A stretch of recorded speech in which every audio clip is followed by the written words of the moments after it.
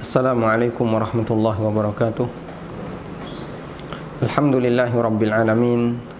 Wassalatu wassalamu ala ashrafil mursalin, nabiyina wa maulana Muhammadin wa ala alihi wa sahbihi ajma'in.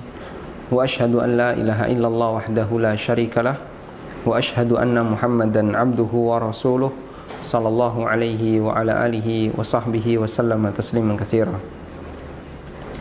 Tsumma amma ba'd. Alhamdulillah, kembali kita akan melanjutkan pembacaan kitab Khudh Aqidatak karya Syekh Muhammad bin Jamil Zainu rahimahullah, dan kita berada di penghujung bab Asyirkul Akbar, di mana penulis di bagian akhir dari bab ini menyampaikan pertanyaan yang ke-19. Pertanyaan yang ke-19, hal yasma'ul amwatu ad-du'a? Apakah orang yang telah mati mereka bisa mendengarkan doa? Ad-du'a yang dimaksud di sini adalah panggilan dari orang yang hidup. Dengan bahasa lain, apakah orang yang sudah mati bisa mendengarkan suara orang yang hidup? Jawaban yang disampaikan oleh penulis, la yasma'un.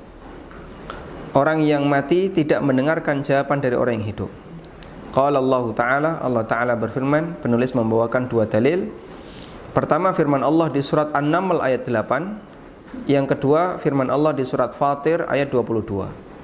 Allah berfirman di surat An-Naml ayat 80, innaka la tusmi'ul mauta.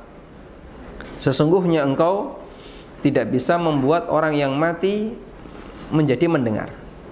Sesungguhnya engkau tidak bisa membuat orang yang mati bisa mendengar. Kemudian di surat Fatir ayat 22 Allah berfirman, wa ma anta bimusmi'in man fil kubur.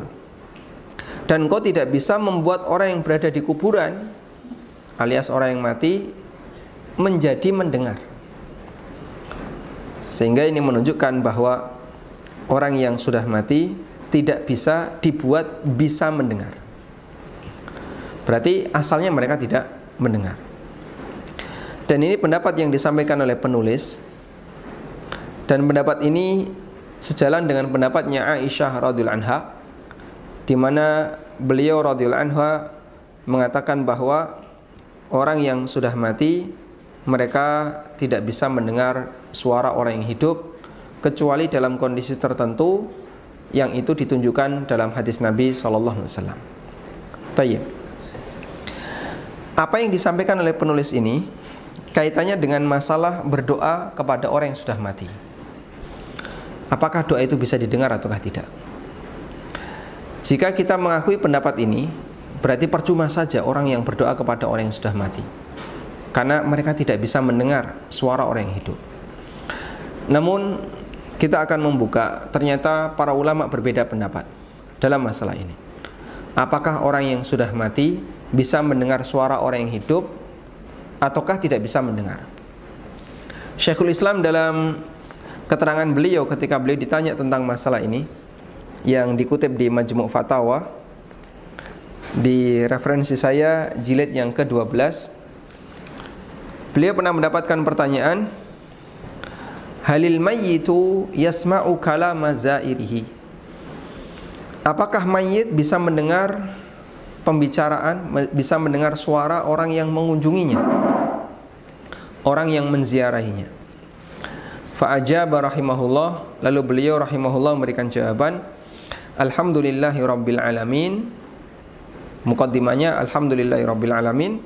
Jawaban beliau, na'am yasma'ul mayyitu fil jumlah kama thabata fis sahihaini anin nabi sallallahu alaihi wasallam annahu qala yasma'u khafaqa ni'alihim hina yuwalluna anhu. Mayit bisa mendengar secara umum. Kata beliau, secara umum mayit bisa mendengar suara orang yang hidup. Sebagaimana disebutkan dalam hadis riwayat Bukhari Muslim, Nabi sallallahu alaihi wasallam bersabda, sesungguhnya mayit bisa mendengar suara sandal, suara alas kaki orang-orang yang mengiringinya hina yuwalluna anhu, ketika mereka meninggalkan mayit ini. ketika mereka meninggalkan mayit ini. Begitu jenazah sudah selesai dimakamkan, kemudian orang-orang berdoa, lalu setelah itu mereka bubar. Mayit mendengar suara sandal-sandal mereka ketika meninggalkannya, sehingga suasana itu membuat si mayit semakin kesepian, semakin sendirian, karena saat ini orang-orang yang telah mengiringinya meninggalkannya. Wa thabata 'anil Nabi sallallahu alaihi wasallam annahu taraka qatla Badrin thalathan thumma atahum. Juga disebutkan dalam hadis yang sahih, setelah terjadinya peristiwa perang Badar, Nabi sallallahu alaihi wasallam meninggalkan mereka selama 3 hari. Thumma atahum, setelah itu Nabi sallallahu alaihi wasallam mendatangi mereka. Lalu dikumpulkan jasad-jasad orang-orang kafir yang mati di perang Badar, termasuk jasadnya Abu Jahal, Umayyah bin Khalaf, Utbah bin Rabi'ah, Syaibah bin Rabi'ah, dan beberapa pentolan-pentolan orang kafir yang lainnya. Setelah mereka dikumpulkan semuanya, lalu Nabi SAW ceramah di tengah jasad-jasad itu, ceramah di dekat jasad-jasad itu. Hal wajadtum ma wa'ada rabbukum haqqan? Apakah kalian telah menjumpai kebenaran dari apa yang dijanjikan oleh Rabb kalian? Fa inni qad wajadtu ma wa'adani rabbi haqqan. Sungguh aku telah menjumpai apa yang dijanjikan oleh Rabbku adalah kebenaran. Fasami'a Umar radhiyallahu anhu, dan Umar mendengar apa yang disampaikan oleh Nabi sallallahu alaihi wasallam ini. Faqala, lalu Umar bertanya, ya Rasulullah, kaifa yasma'un? Wa anna yujibun wa qad jifu. Ya Rasulullah, gimana mereka bisa mendengar? Dan mana mungkin mereka bisa merespon sementara mereka sudah jadi bangkai? Faqala, kemudian Nabi sallallahu alaihi wasallam bersabda, walladzi nafsi biyadihi ma anta bi asma'a lima aqulu minhum walakinnahum la yaqdiruna ayujibu. Demi zat yang jiwaku berada di tangannya, sungguh kalian tidak lebih mendengar dibandingkan mereka terhadap apa yang aku ucapkan, hanya saja mereka mampu untuk memberikan respon, mereka nggak bisa jawab. Nah, kemudian juga disebutkan dalam hadis riwayat Bukhari Muslim, di mana Nabi SAW memerintahkan kita untuk menyampaikan salam kepada penghuni kubur ketika kita melewati pekuburan, ketika kita melewati pemakaman, dengan beberapa redaksi yang beliau ajarkan.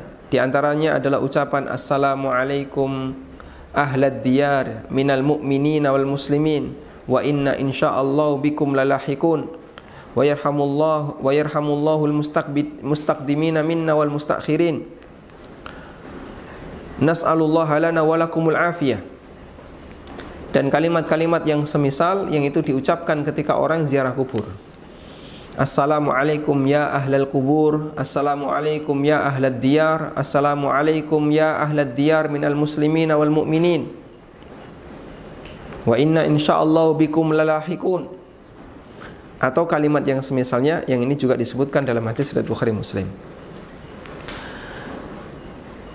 Kemudian Syekhul Islam mengatakan, fahadhin nususu wa amsaluha tubayyinu annal mayyita yasma'u fil jumlati kalamal hayy. Maka nas sebagaimana yang tadi kita bacakan, dalil-dalil yang tadi kita sebutkan, dan yang semisal menjelaskan bahwasanya mayit bisa mendengar ucapan orang yang hidup secara umum. Mayit bisa mendengar ucapan orang yang hidup secara umum. Baik, beliau hanya menyampaikan mayit bisa mendengar. Kemudian beliau kasih catatan, wala yajibu ayyakuna sam'u lahu daiman. Meskipun bukan berarti mayit itu bisa mendengar terus. Bukan berarti mayit bisa mendengar terus. Bal qad yasma'u fi halin duna halin. Namun yang terjadi kadang mayit mendengar, kadang tidak mendengar. Kama qad ya'ridu lil hayy fa innahu qad yasma'u ahyanan khitabu man yukhatibuhu wa qad la yasma'u li'aridin ya'ridu lahu. Sebagaimana kadang terjadi pada orang yang hidup. Orang yang hidup kadang bisa mendengar, kadang dia tidak mendengar karena ada penghalang tertentu. Wa hadza sam'u idrak. Dan yang dimaksud oleh beliau mayit bisa dan tidak mendengar di sini maksudnya adalah mendengar dalam arti bisa menangkap suara. Laisa yatarattabu alaihi jaza, sehingga pendengarannya itu tidak memberikan pengaruh kepada masalah balasan. Maka tidak kemudian mayit ketika mendengarkan Quran di kuburan terus nambah pahala. Karena begitu orang sudah mati, amalnya terputus. Coba kamu setelkan murotal di kuburan. Mendengarkan Al-Quran kan termasuk di antara bentuk ibadah. Betul, mendengarkan Quran termasuk di antara bentuk ibadah. Memperhatikan bacaan Quran termasuk bentuk ibadah. Karena Allah perintahkan itu dalam Al-Quran. Wa idza quri'al Qur'anu fastami'u lahu wa ansitu la'allakum turhamun. Kalau ada Quran dibacakan, maka perhatikan dan dengarkan agar kalian dirahmati.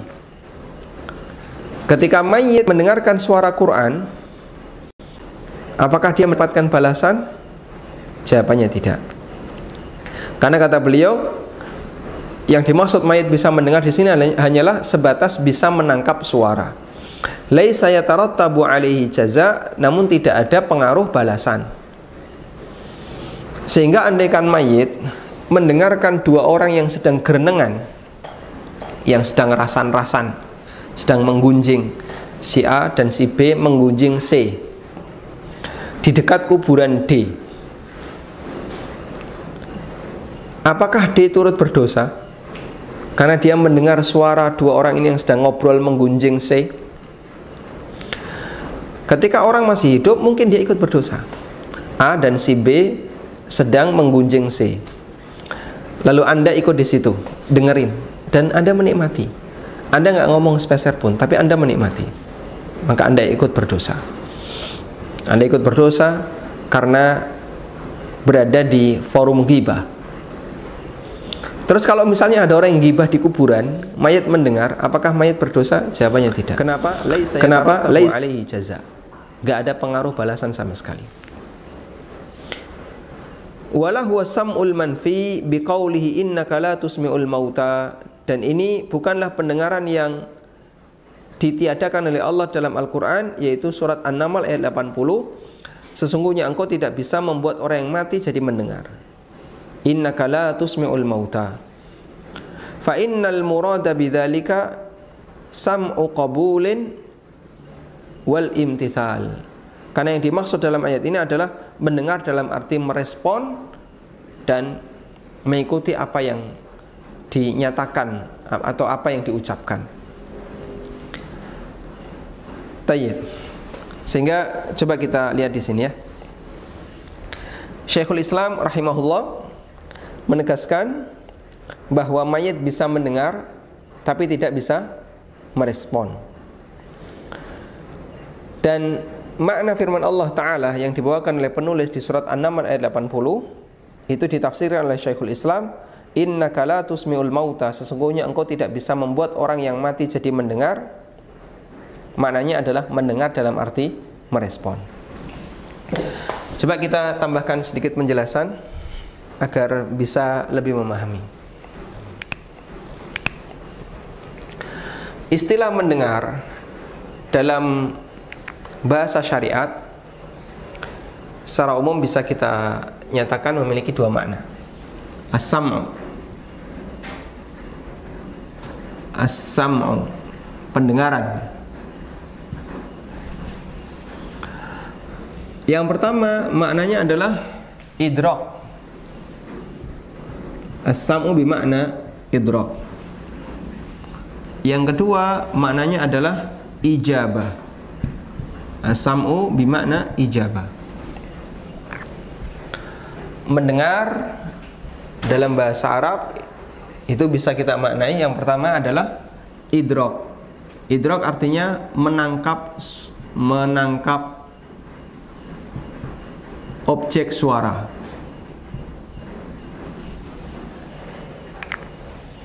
Yang kedua, mendengar dalam arti ijabah. Apa itu? Merespon merespon ucapan. Sudah? Mana yang kira-kira punya nilai lebih? Jawabannya yang kedua, ini punya nilai lebih. Karena sebatas menangkap suara, ini bisa dimiliki oleh siapapun selama dia punya indera pendengaran. Ada kambing bisa nggak mendengar suara kita? Bisa. Buktinya apa? Coba kamu kasih suara bedil, dor. Lari nggak dia? Oh lari dia, ketakutan. Oh berarti dia mendengar suara. Baik. Sekarang apakah dia merespon? Teriaki, hei kambing, panggil. Noleh nggak dia? Enggak, sama sekali nggak respon. Baik. Berarti dia mendengarnya hanya idrak, tapi tidak bisa ijabah. Sudah? Nah, kata Syekhul Islam, mendengarnya mayit itu mendengar idrak, mendengar suara, tapi tidak bisa merespon.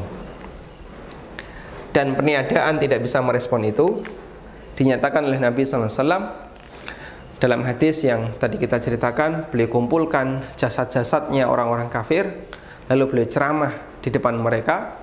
Kemudian Umar bertanya, apakah mereka bisa mendengar Anda ya Rasulullah? Jawab beliau, kalian tidak lebih mendengar dibandingkan mereka, walakinnahum la yujibun, tapi mereka tidak bisa merespon. Nah, kita kadang mengucapkan kalimat seperti ini dalam kegiatan ibadah yang kita lakukan.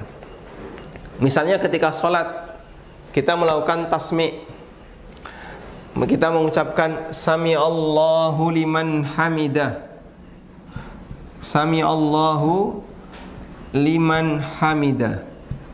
Allah mendengar orang yang memujinya. Allah mendengar orang yang memujinya. Apa makna Allah mendengar orang yang memujinya? Tentu tidak sebatas mendengar dalam arti menangkap suara. Karena Allah mendengar semua suara, baik yang isinya pujian untuk Allah maupun suara yang tidak ada unsur pujian untuk Allah. Bahkan suara celaan, suara jelek, semuanya didengar oleh Allah. Lalu apa makna pernyataan kita ketika kita i'tidal? Sami Allahu liman hamidah. Tentu maknanya bukan sebatas Allah menangkap suara orang yang memujinya, karena nggak ada pengaruh sepeser pun.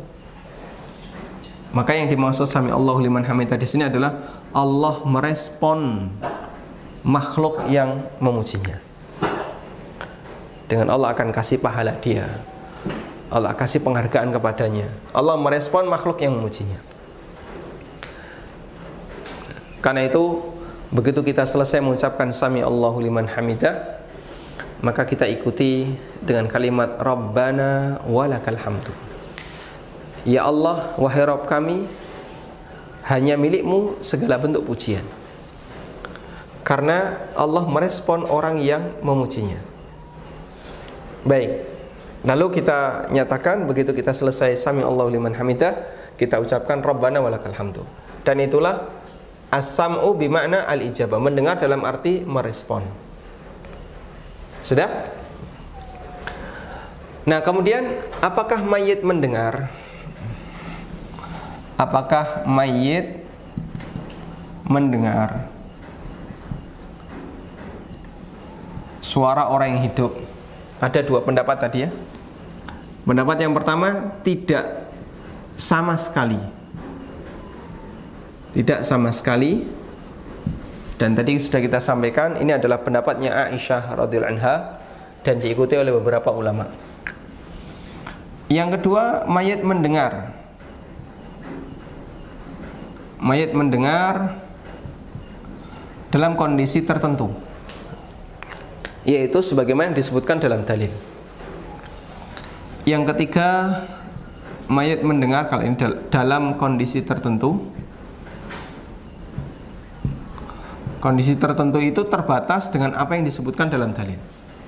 Yang ketiga, mayit mendengar secara umum. Secara umum itu tidak harus dalam kondisi tertentu. Namun tidak berarti terus-terusan. Kadang satu kondisi dia mendengar, kadang di kondisi yang lain tidak mendengar.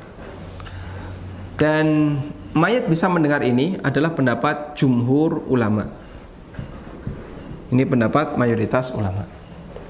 Baik. Lalu yang jadi pertanyaan, bagaimana dengan firman Allah di surat An-Naml ayat 80 dan surat Fatir ayat 22 yang tadi dibawakan oleh penulis, innaka la tusmi'ul mauta, surat An-Naml ayat 80, sesungguhnya engkau tidak bisa membuat orang yang mati jadi mendengar. Atau surat Fatir ayat 22, wa ma anta bimusmi'in man fil kubur, engkau tidak bisa membuat orang yang berada di kuburan alias mayit bisa mendengar.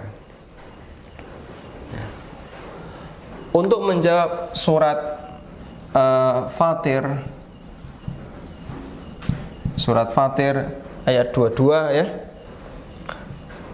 dan surat An-Naml ayat 80 ayat 80, menurut jumhur ulama dua ini dipahami untuk makna merespon,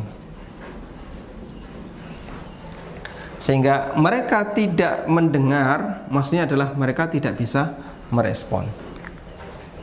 Karena mayit kalaupun dimintai sesuatu dia nggak bisa merespon sama sekali, tapi mereka mendengar. Sudah? Nah, sekarang kita kembali kepada masalah doa kepada mayit. Berdoa kepada mayit. Baik. Tadi kita mengunci di sini bahasanya pendapat yang lebih kuat, dan ini pendapat jumhur, mayit bisa idrakus shaut, bisa menangkap suara. Ini kita kunci ya, dan ini kita anggap sebagai pendapat yang lebih kuat, bahwa mayit bisa menangkap suara, mayit bisa mendengar. Ini pendapat jumhur. Pertanyaan berikutnya adalah, bolehkah orang yang hidup itu ngobrol dengan mayit, bicara dengan orang yang sudah mati? Karena kita yakin dia bisa menangkap suara, meskipun dia nggak bisa merespon. Bolehkah kita bicara dengan mayit? Maka sebelum kita bahas masalah doa, pertama yang akan kita bahas adalah, bolehkah bicara dengan mayit?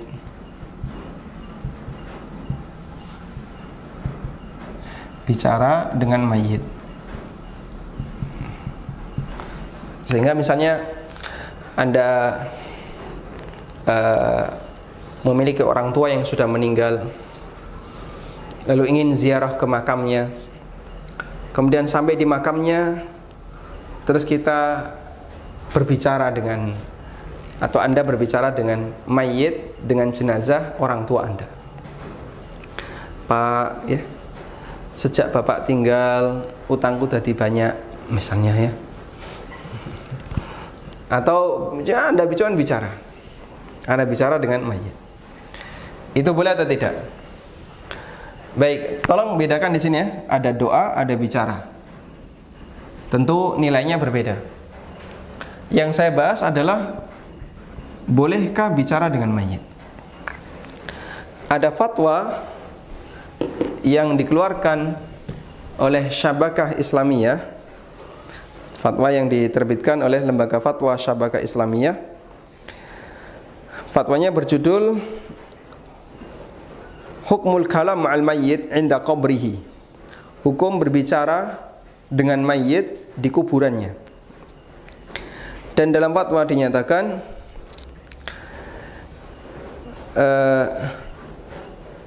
fala syakka anna as-sa'ilal karim qad ahsana fi ziyarati qabri ummihi wa du'aihi laha, wa amma mas'alatu kalamihi ma'aha bi tariqatil madhkurah fi su'al ma'a ilmihi bi wafatiha talaban li rahati nafsihi la akthar fala nara fi dhalika harajan syar'iyya.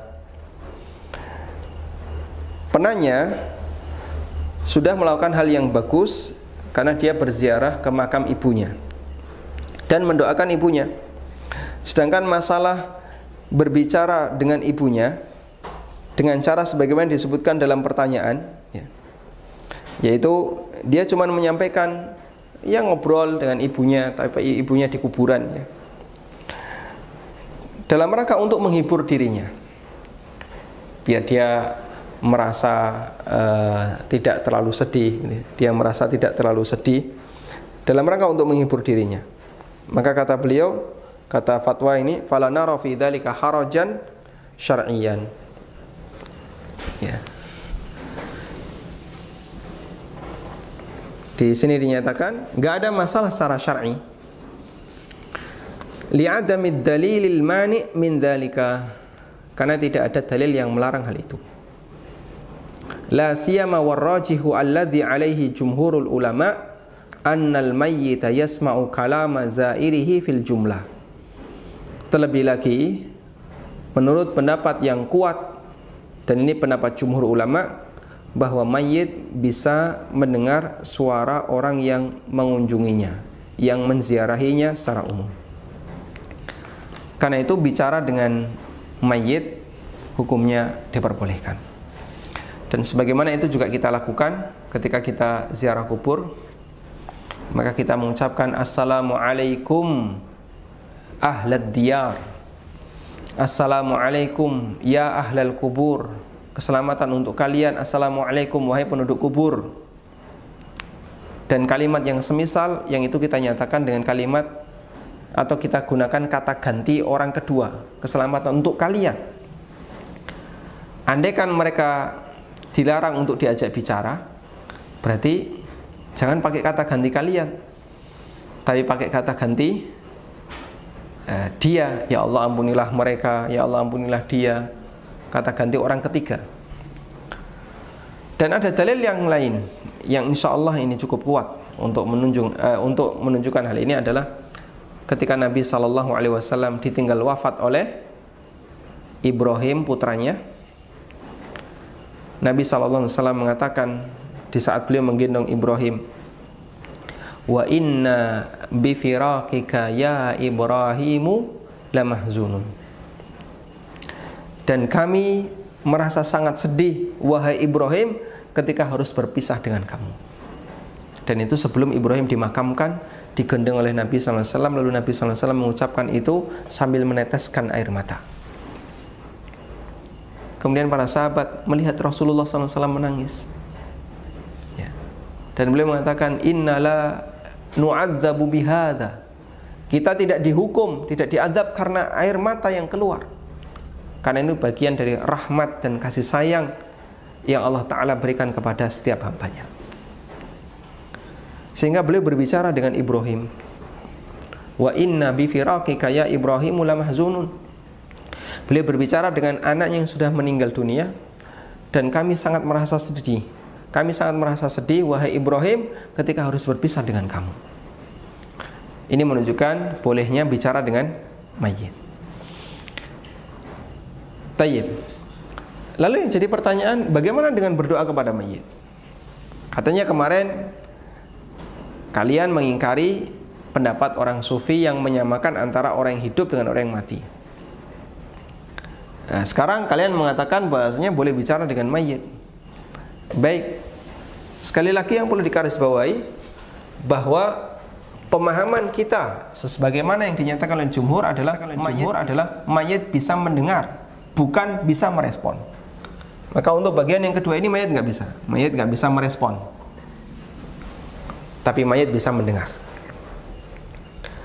Baik, doa itu untuk didengar atau direspon? Doa itu untuk didengar atau direspon? Kalau sebatas didengar, nggak ada manfaatnya. Nggak ada manfaatnya. Tapi yang lebih penting adalah direspon. Karena itulah Allah nyatakan doanya orang kafir itu sebagaimana doa orang yang tersesat. Doa yang sama sekali tidak ada manfaatnya. Dia manggil-manggil tapi nggak ada yang respon. Allah Subhanahu wa Ta'ala mengatakan dalam Al-Quran, kita coba bacakan ayatnya.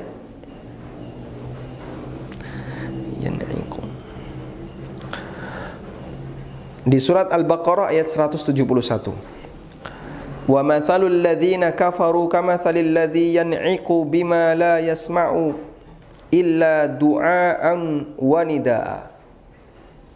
Summum bukmun umyun fahum la yaqilun.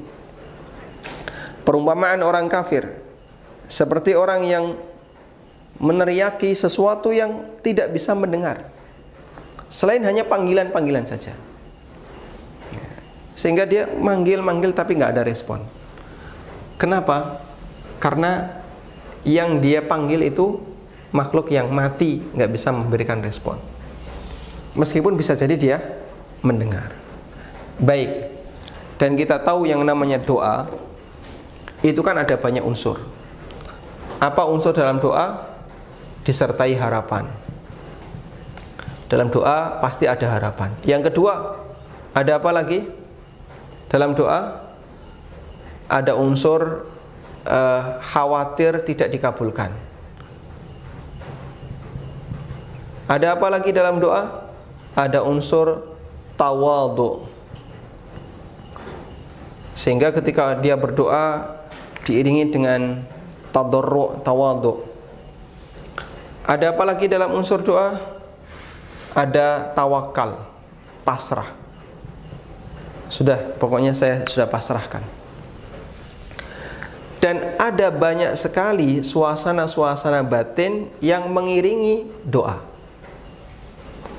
Berbeda dengan bicara. Kalau bicara biasa, itu paling hanya untuk menghibur diri, biar saya tidak merasa kesepian. Saya mau menyampaikan sesuatu kepada bapak yang sudah meninggal. Tapi kalau doa, dia ada harapan, ada roja, ada kekhawatiran diiringi dengan khauf. Jangan-jangan doanya tidak diterima, tidak dikabulkan. Ada unsur tawadhu, dia berusaha untuk merendahkan diri, memuliakan. Makanya ketika orang berdoa di kuburan itu pasti ada protapnya.